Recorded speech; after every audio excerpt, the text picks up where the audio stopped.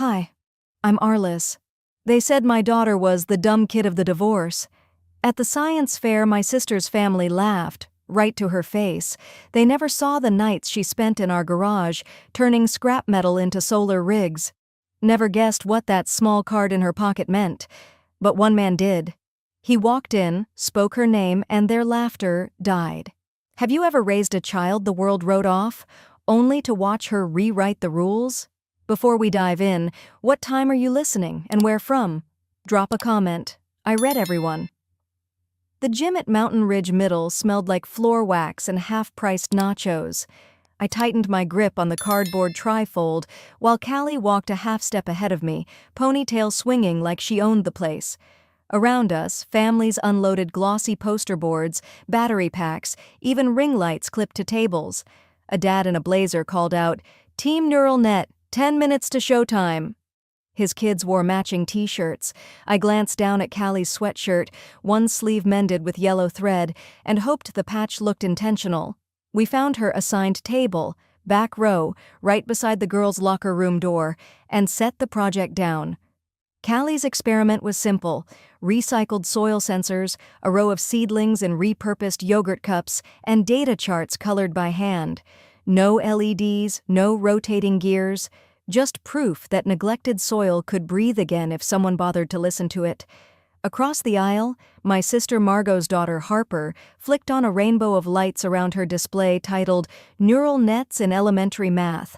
Harper's mom, my big sister in every sense, floated behind the booth, directing volunteers as if she ran the entire fair. When she spotted me, her lipstick curved, perfect and cold. She leaned toward her husband, Travis, and I heard him chuckle. "That's the dumb kid of the divorce, right?" Margot answered without a whisper. Bless her heart, she got her mom's brain. The words pricked like nettles. I felt 14 again, standing in our parents' kitchen with a B- report card, while Margot waved her straight A's. I should have said something clever, something sharp. Instead, muscles locked, and my tongue went dry. Callie kept adjusting the angle of her chart, pretending she hadn't heard. But her hand crept to the collar of her sweatshirt, fingers brushing the small wooden button I'd sewn on years ago, a star I'd whittled from a craft stick when she was 5. I'd told her, "You shine, no matter where they put you." She'd believed it then. I wasn't sure she believed it now. A panel of judges began their first lap. Clipboard guy paused at Harper's glowing kingdom, asked 3 questions, laughed in all the right places. When they reached Callie's booth, the woman in front skimmed our handwritten heading, listening to dirt, raised one brow, then kept moving. No questions, no notes, nothing. The last judge offered a tight smile, pity, not interest, before scribbling something I couldn't see. Callie's shoulders sagged, just a flicker, like a sapling bending under sudden wind. Then she stood taller, dug a fingertip into the soil cup, and reset the tiny sensor as if the world were still watching. I inhaled through my nose, counting 1, 2, 3, the way a therapist once coached me when the divorce papers arrived. Focus on the present, keep breathing. Yet every exhale tasted like regret. The night shifts that kept me from PTA meetings, the overdue bills crowding a kitchen drawer, the boxed mac and cheese dinner we'd eaten so I could buy copper wire for her prototype. Across the gym, my ex-husband's new wife snapped photos of Harper's neon paradise. She waved at me with cheerful cruelty. I nodded back, polite as a borrowed church hat, and turned away before my jaw cracked. Margot drifted closer, voice syrupy. "Arliss, I meant to text. You know, Callie could have joined Harper's group. Collaboration looks better on resumes." "Callie designed her own study," I said. "She doesn't need group credit." "Of course," Margot answered, eyes skating over the recycled yogurt cups like they were biohazards. "Individual effort builds character, if nothing else." She tapped Harper's table once, sending a ripple through the LED lights, then floated off to greet a reporter. Callie adjusted her glasses. "Mom, I'm fine," she whispered, though her throat worked hard around each word. "Really?" I swallowed the stone lodged behind my sternum. "I know. Let's finish strong." Minutes crawled. Kids cheered at a baking soda volcano. Parents clapped for a papier-mâché replica of the Mars rover. Our corner felt colder with every passing judge. Finally, a bell rang, signaling the end of evaluations. Judges handed score sheets to the coordinator, and chatter filled the gym like static. Somewhere near the snack table, Margot's crowd erupted in laughter, loud, relieved laughter that bounced off rafters and landed square on us. Callie's chin trembled. Just once. That was all it took. I moved to pack up, fingers stiff against the tape flaps of her trifold. My heartbeat drummed, half grief, half something fiercer. Protective love can taste a lot like rage. I wanted to drag her out, buy ice cream, promise none of this mattered, but promises felt thin in a room still humming with someone else's celebration. "Let's go," I whispered. Callie hesitated, eyes on the exit. Then a hush rippled through the crowd, subtle as a change in barometric pressure. The laughter stalled. I looked up. A tall man in a navy blazer had stepped inside, silver university pin catching the fluorescent light. His gaze swept the room once, then settled on Callie's booth, and didn't budge. The man in the navy jacket didn't bother with the main aisle.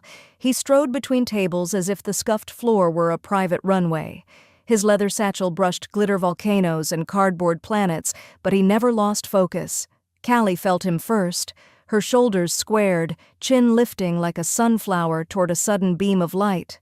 The principal shuffled along behind, cheeks pink, tie crooked from the dash to catch up. "Professor Keating, right this way," he puffed, but the professor was already kneeling beside our modest setup, eyes level with Callie's seedling tray. "Calliope Vaughn." His voice carried the faintest Boston edge, crisp yet warm. Callie nodded. "You built all this yourself?" Another nod. "Walk me through it, please." She did, halting at first, then gathering momentum as he asked about moisture thresholds and conductivity curves.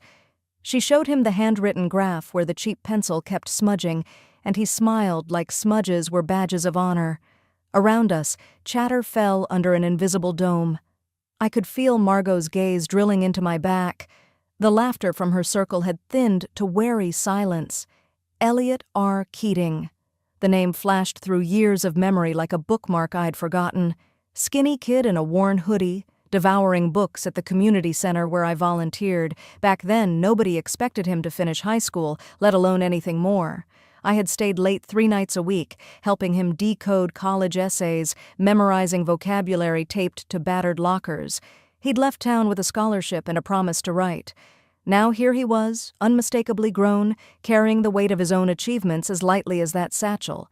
He studied Callie's final chart, tapped twice. "This is deceptively brilliant," he said, projecting just enough for nearby parents to hear. "Minimal resources, maximum signal. Do you know how rare that is?" Callie's freckles darkened as blood rushed to her cheeks. I just wanted the soil to speak. Behind us, Travis murmured, "Isn't that the MIT outreach guy?" His question ricocheted through the gym like a stray ping-pong ball, knocking the smug out of more than one face. Elliot reached into his bag, retrieved an ivory card, and set it on Callie's trifold. Gold lettering caught the fluorescent glare. Massachusetts Institute of Technology, Visiting Youth Scholar Division. "We run a summer lab in Boston," he told her, "for students who build first and polish later. I'd like you there. Full sponsorship, if you're interested."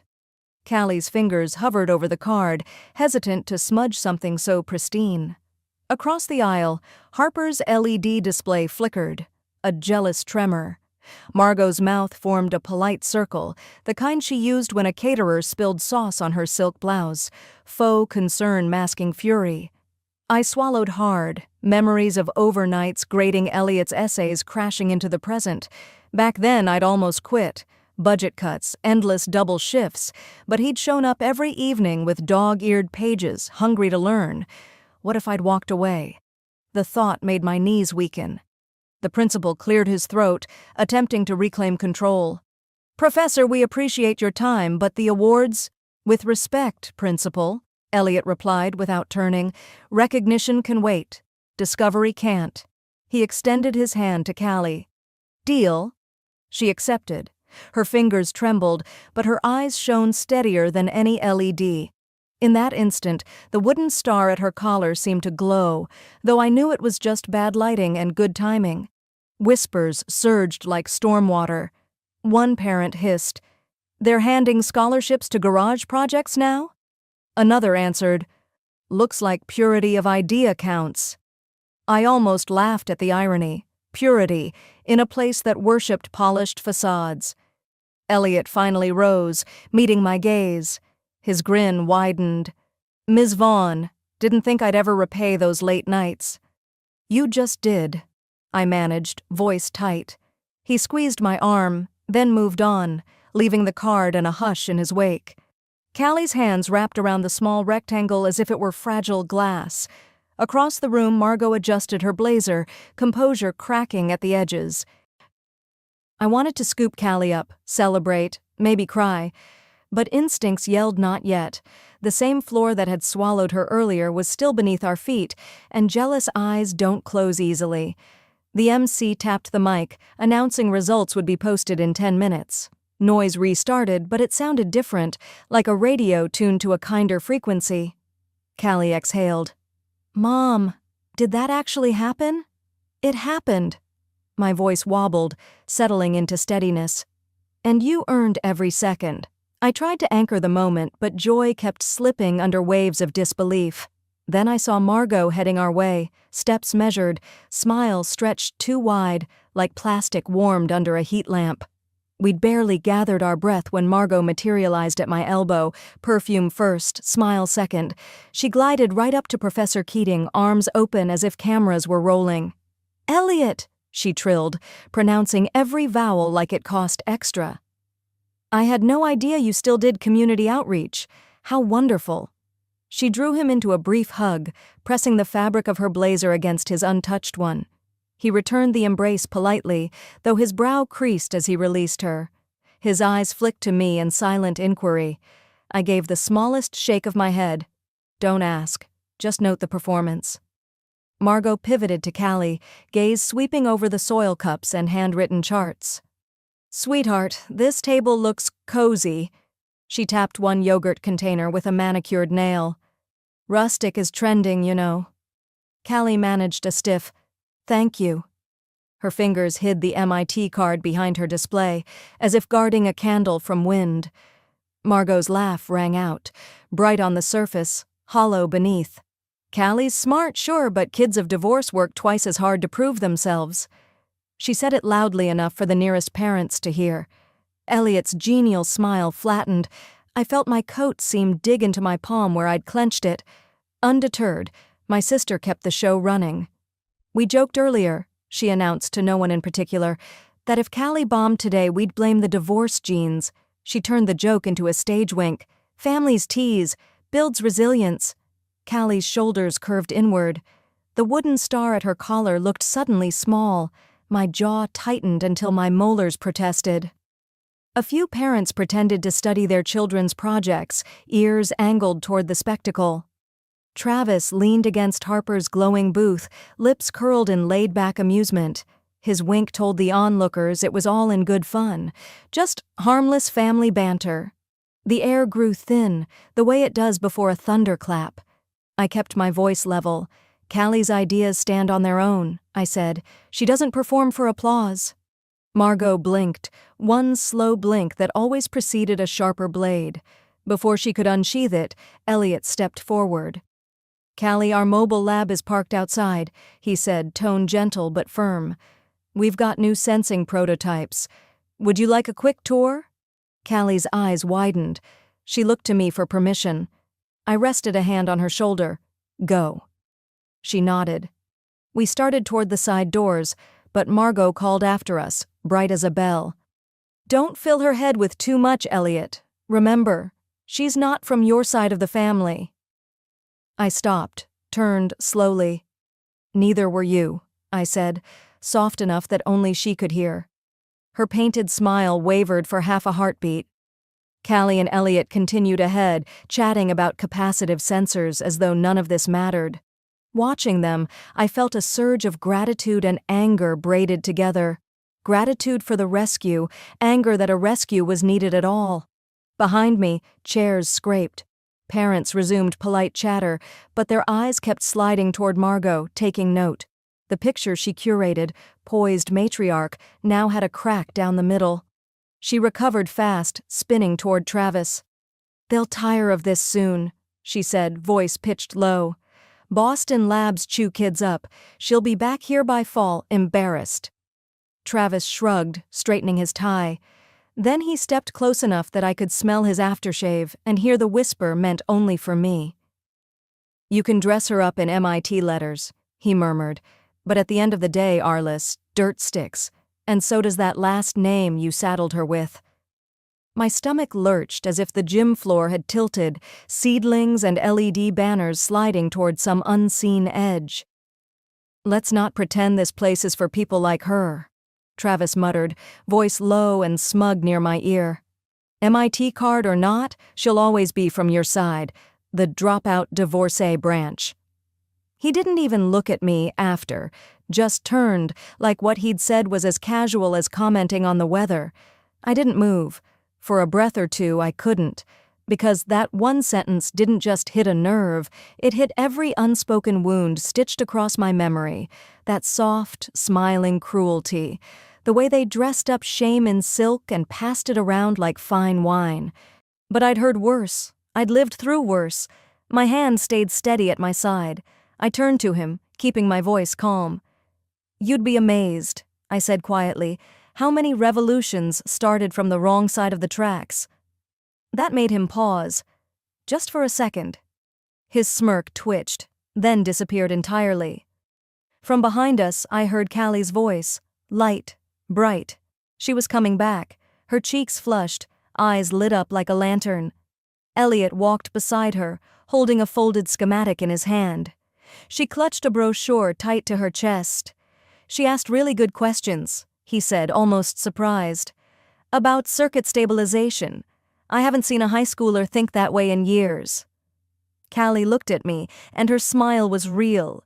No fear, no hesitation, just joy. That joy kids get when they finally feel seen.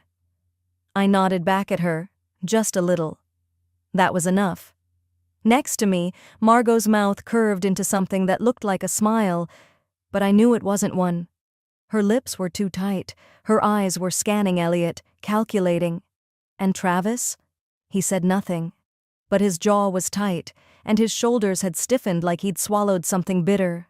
The moment stretched, but was interrupted by the soft click of heels on polished tile. "Excuse me," a woman said gently. She wore a brown press badge clipped to her collar and held a notepad in one hand. Late 30s, maybe early 40s. Professional, but warm-eyed. "Hi there. I'm Della Foreman, small features reporter with the Oakbridge Weekly. I've been covering the fair today, and I couldn't help overhearing that your daughter's design made quite an impression. Would you two be open to a quick spotlight?" Before I could answer, Margot stepped in like a polished stage manager. "Actually," she said with a breezy laugh, "I'm her aunt, and the whole family is just thrilled about her little project. You know, she's always been bright." Callie blinked. I inhaled slowly. "Callie speaks for herself," I said, stepping slightly forward. "She can tell you about it if she wants to." The reporter looked at Callie, giving her space. I knelt just enough so Callie didn't feel so exposed. "You don't have to," I murmured to her. "But if you want to share, be yourself, just like when it was just us in the garage. That's enough." Callie hesitated, but then gave the smallest nod. She turned to the reporter, took one tiny breath, and said, I worked on it in our garage. It's not fancy or anything, but we tested everything, Mom and me, and she always says, function beats flash." The reporter's smile grew. "That's a great line," she said. "Mind if I quote that?" Callie shrugged, but she was grinning now. All around us, the noise of the fair seemed to hush for a moment. Even people just passing by paused. Some parents turned their heads.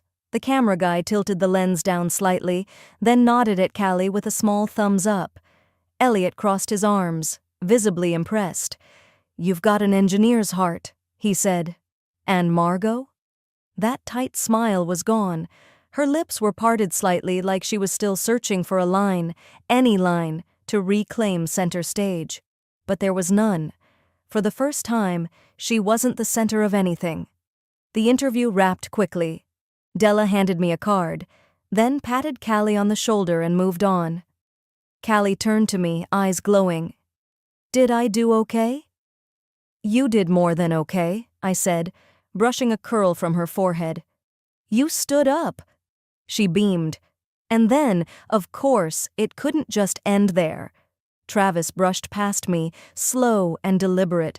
No crowd now, no pretense of charm. He leaned in, voice cool and dry. "Just don't be surprised when she grows up and hates you for dragging her through your failures." That one landed. For a second, it felt like my lungs forgot how to work.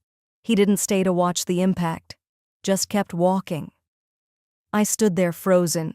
That old voice started creeping back, the one I used to hear late at night, when I doubted if I'd given Callie enough, done enough, been enough. But before I could react, someone else responded, and it wasn't who I expected. Travis's poison was still hanging in the air when a calm baritone cut through it, measured, almost surgical. "That's an interesting opinion," the voice said, "particularly from someone who hasn't filed a single line of research or raised this child." I pivoted. A man about my age stood a few steps away, trim beard, slate vest over a crisp shirt. A small metal pin, MIT's brass beaver, caught the hallway light. Elliot, 2 paces behind him, broke into a grin. "Dr. Hollenbeck," Elliot said, shaking the newcomer's hand. "Didn't expect to see you at a middle school fair." Hollenbeck kept his eyes on Travis. "Still speaking for children you didn't raise?" he asked, voice low enough for only our cluster to hear. The color drained from Travis's cheeks. "Family has standards," he muttered. "Funny thing about standards," Hollenbeck answered. "Ours revolve around merit, not bloodlines." He offered his hand to Callie. "I've been following your project since the first round of judging. Your moisture sensor array? Elegant, cheap parts, clean data." Callie's lips formed a cautious smile. "Thank you, sir." He pulled a business card from an inner pocket, matte gray with embossed letters. "Young Inventors Mentorship, Fall Cohort. We rarely invite middle schoolers, but brilliance ignores protocol.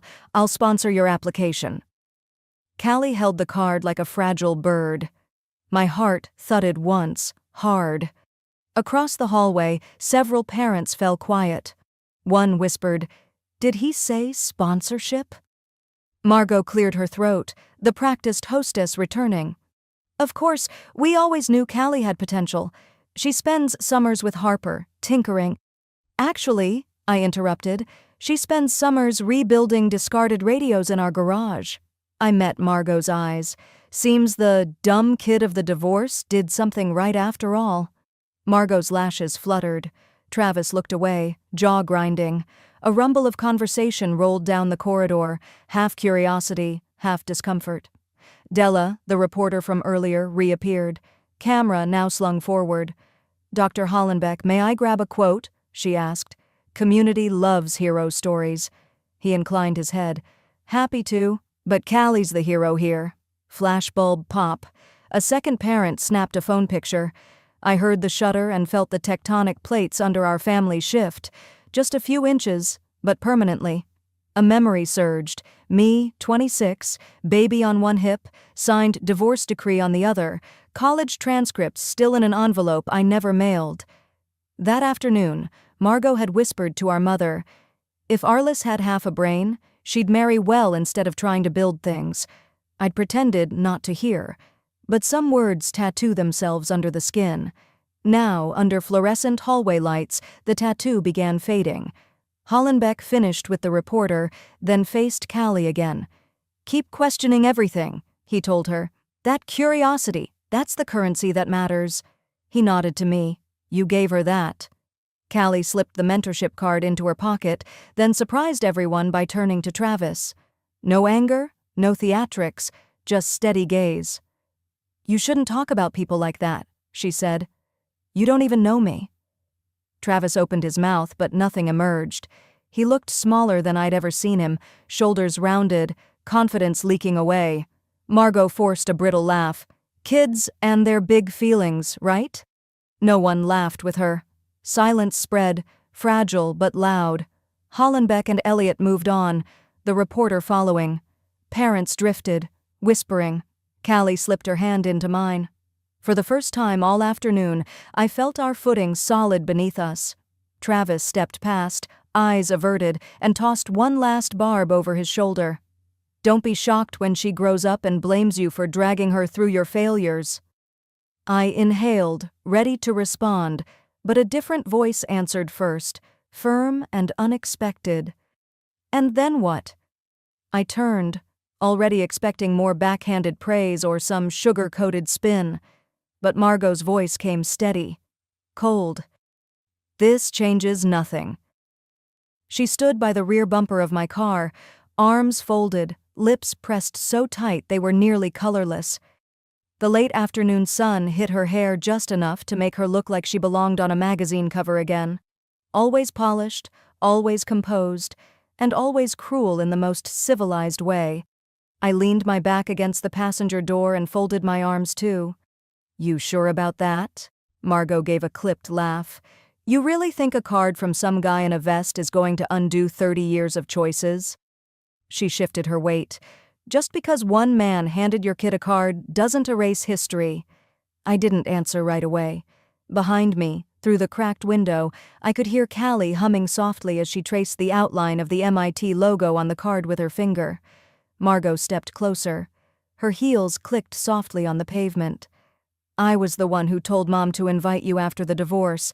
I always said Travis was too hard on you. I tried to keep things balanced.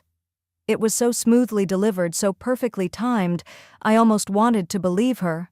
Almost. But memories rose like smoke in my chest. I remembered birthdays I wasn't invited to, Christmases where my name wasn't even on the gift list. Margot always had a reason. It must have gotten lost in the mail, or I thought you were spending it with your dad. There was always an excuse.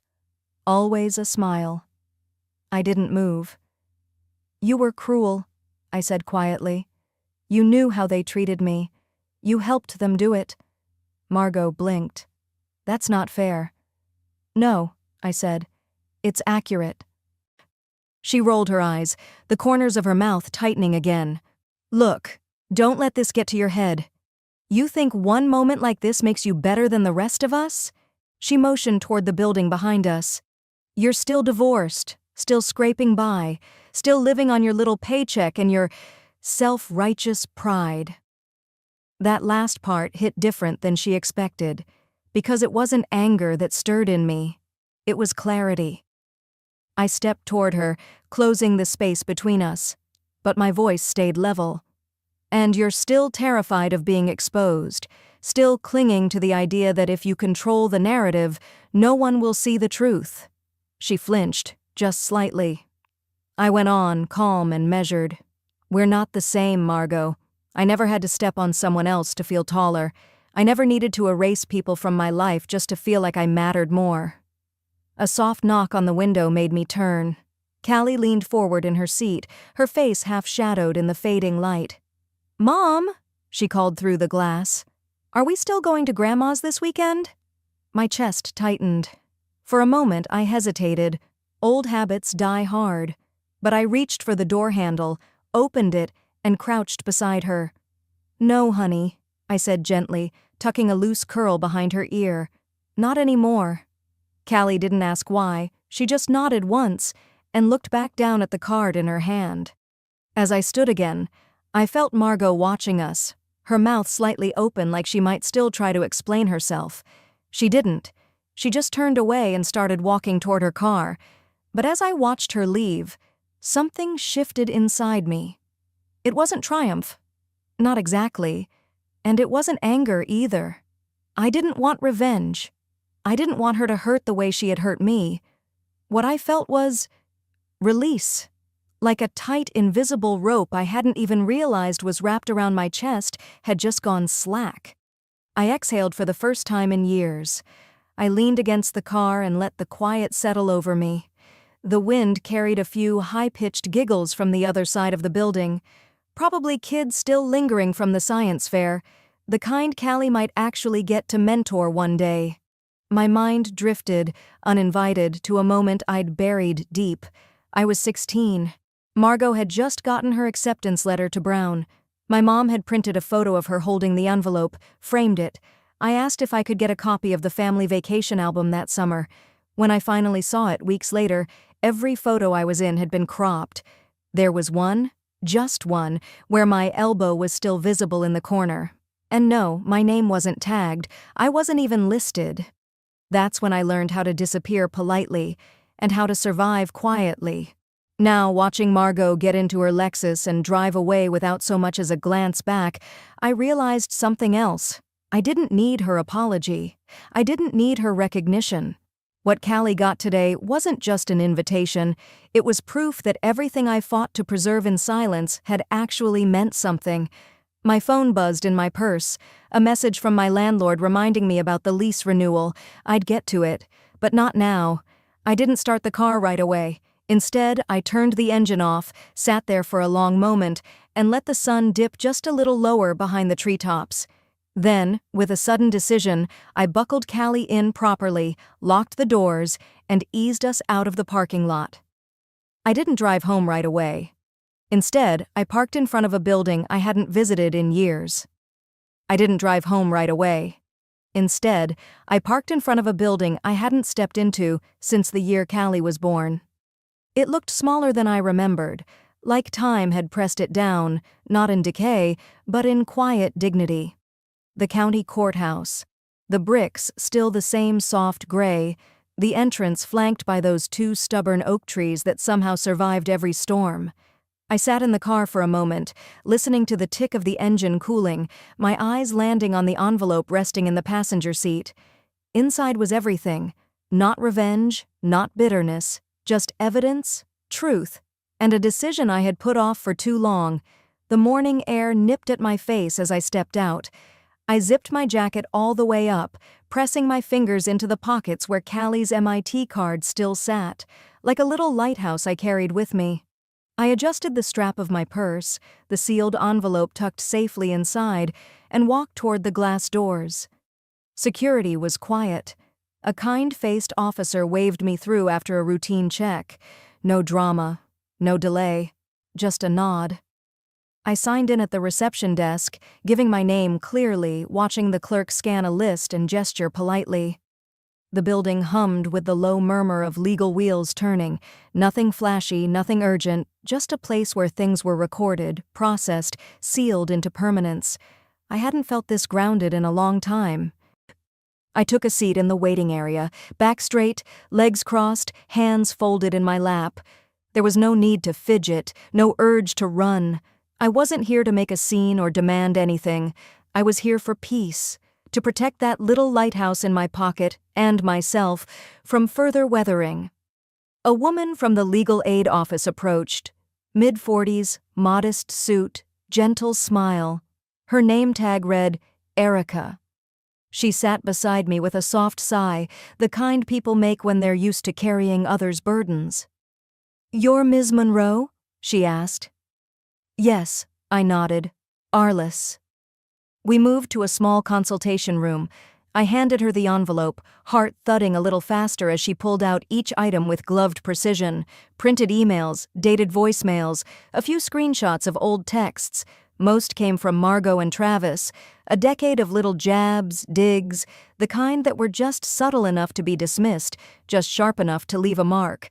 She scanned through quickly, eyes narrowing just slightly at one particular sheet. Then she slid her finger down a transcript. "This voicemail here. Do you mind if I play it?" I gave a nod. She hit play. A woman's voice came through, flat but unmistakably familiar. "Don't expect a call from Grandma. This family celebrates winners, not strays." It had come on Callie's 10th birthday. I remembered her holding the phone, confused, asking, "Did I do something wrong?" And me, lying through my teeth, telling her, "Of course not, baby. They just forgot." Erica didn't pause the tape. She let it finish in full silence. Then she looked up and said something I hadn't heard from anyone official in over 15 years. "You have more than enough." That was it. No questions, no disbelief, no need for dramatic storytelling. Just quiet affirmation, like the sound of a door locking from the inside. For safety. For good. She helped me fill out the necessary forms. I signed each page with a steady hand.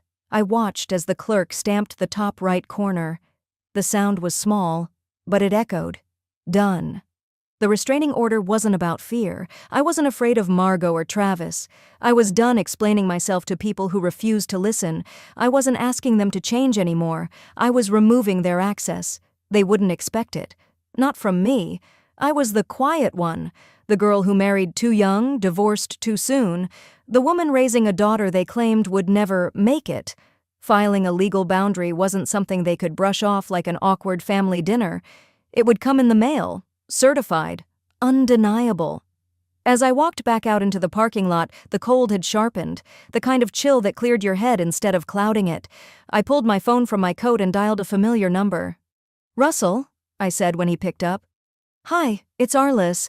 I was wondering if I could swing by later this week. I've got something I think you might want to see. A proposal."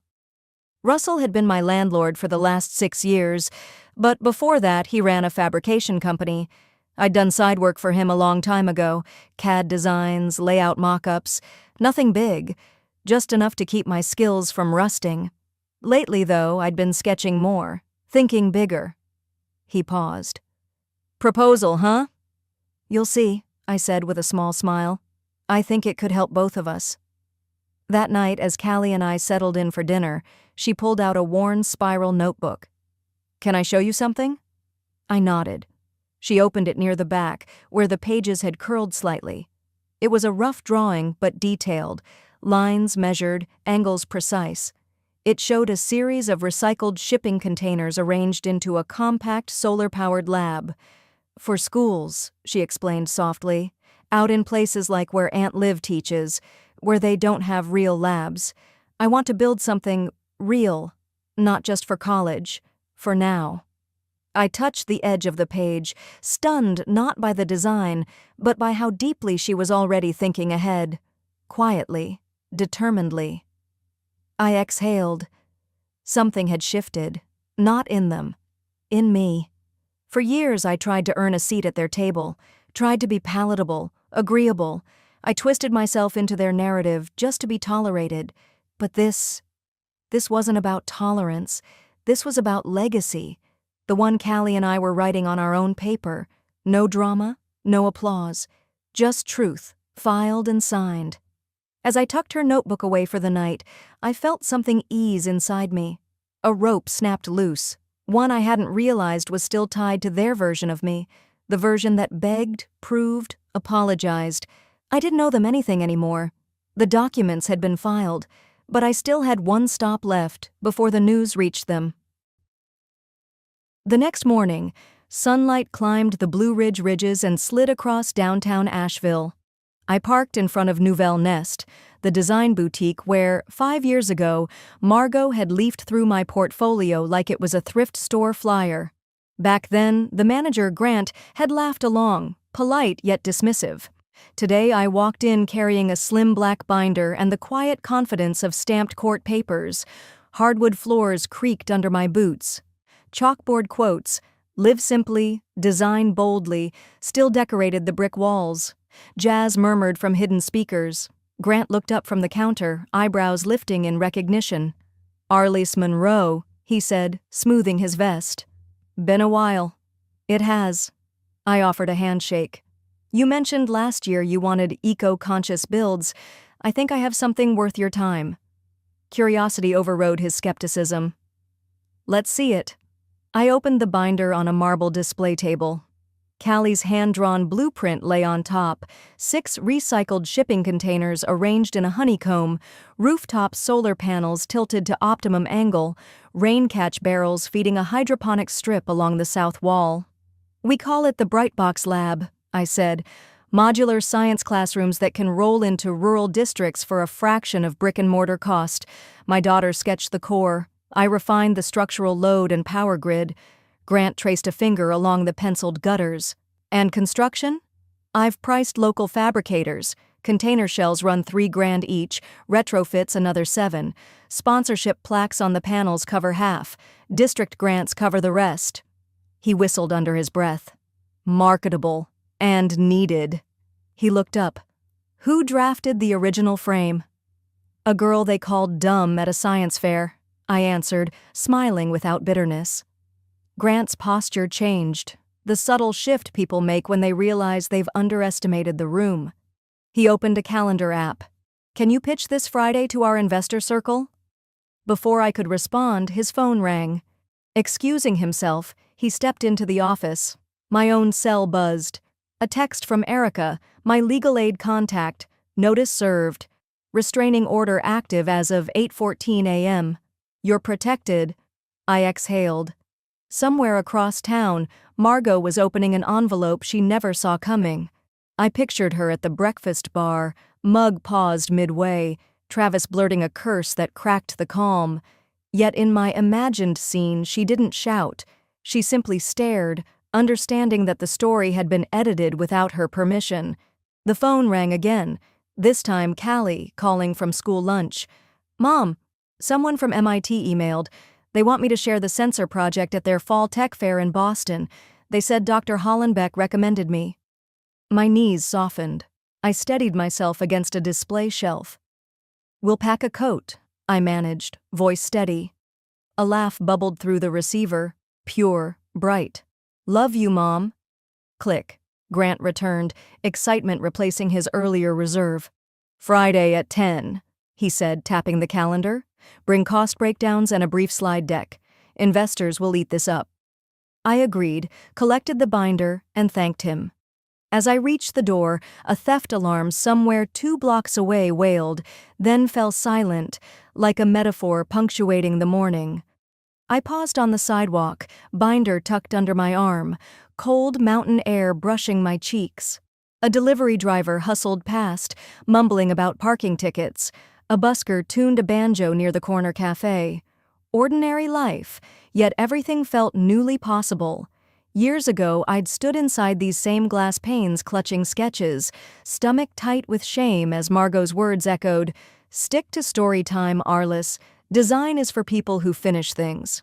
Today, I carried proof that soft-spoken persistence can build legacies loud enough to echo without shouting.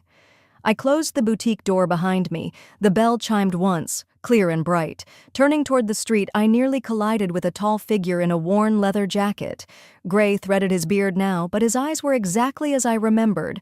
Steady, kind. He blinked in surprise. Arliss? Been a long time. I swallowed, heart skittering. Mr. Heath, I whispered. My high school science teacher, the first person who told me my own ideas had weight. I didn't move at first. The bell above the boutique door had just finished its soft chime when I looked up and saw him, leaning slightly on a cane, wearing that same navy windbreaker from years ago. His hair had silvered, but the way he tilted his head when he saw me, that was still the same. Mr. Heath. He gave a small nod, like he'd been waiting to be seen. By the time we reached the cafe patio down the street, his suggestion, not mine, the air had cooled, and the late afternoon sun angled low through branches shedding golden leaves. The brick beneath our feet was damp from an earlier rain, but the metal chairs were dry and warm in the sunlight. He pulled his seat slowly, with care, and when I set my bag down, he simply said, "You've grown into your face." I laughed, more startled than amused.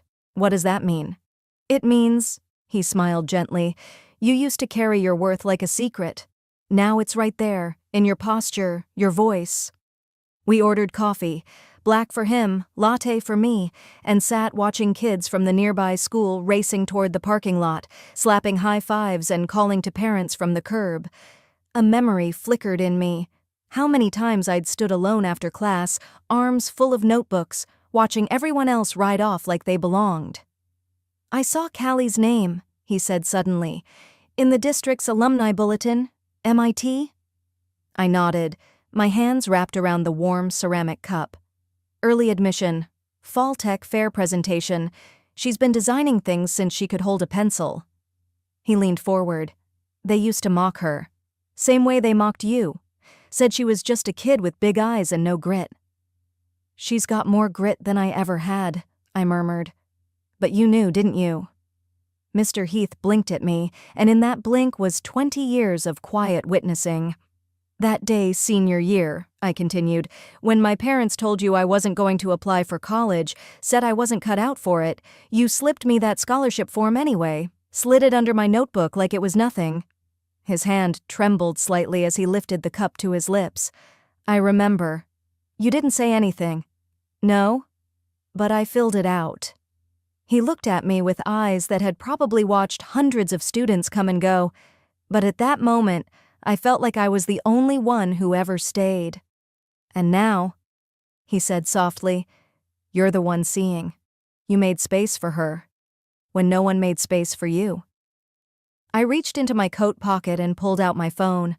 Scrolling past messages, past photos of construction sites and fabric samples, I stopped on one picture and turned the screen toward him. That's her, I said, at the community lab, the one we built from scratch, out of shipping containers. She's explaining the solar rig to a group of kids. See the name on her coat? He leaned in and smiled. Callie DeWitt, looks good in a bold font. Yeah, I said, my voice catching. It does. He chuckled, then tilted his chin. You ever hear from your family? I hesitated, then reached into my bag and pulled out an envelope. The handwriting was unmistakably hers, tight, neat, controlled.